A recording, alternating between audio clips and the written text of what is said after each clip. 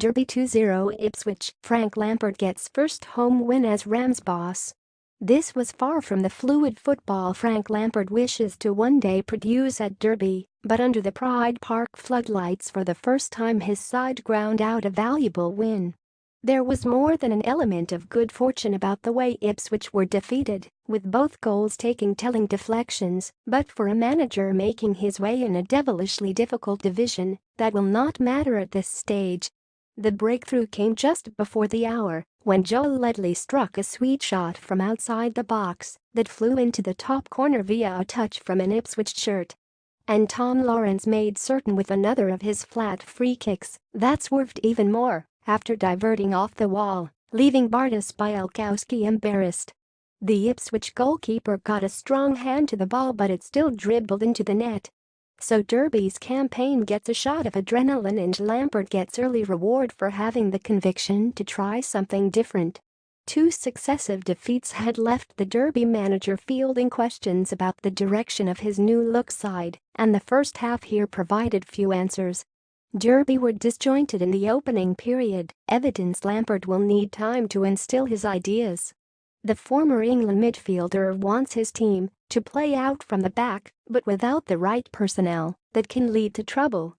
Derby: Carson, Bogle, Keogh, Tamori, Forsyth, Evans, Ledley 27, Bryson, Mount, Bennett, Josephson 69, Lawrence, Nugent, Marriott 77.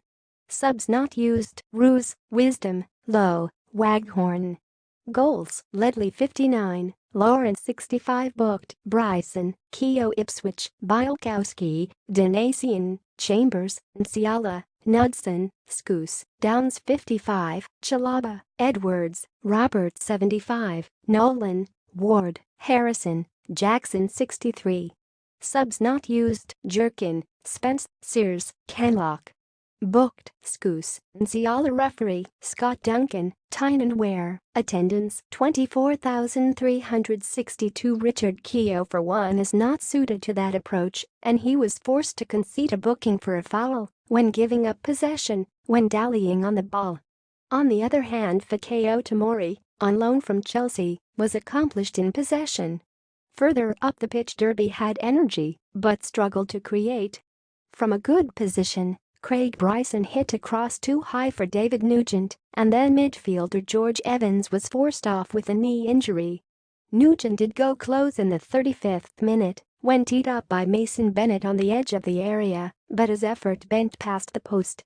Soon after, Bryson shot with Białkowski on the floor, but Aristides Nsiala stretched out a leg to block. It was Ipswich who produced the first shot on target. Grant Ward checked inside the area, but Scott Carson held his finish. Derby were better after the break and took the lead when Ipswich failed to properly clear Mason Mount's corner. Ledley took one touch, then drove his left foot through the ball. It was a nice strike, but aided past Białkowski via a deflection. 9 minutes later, Lawrence was fouled on the edge of the area. He picked himself up, did that Cristiano Ronaldo-style stance of his, then drove the free kick too hard for Białkowski to handle.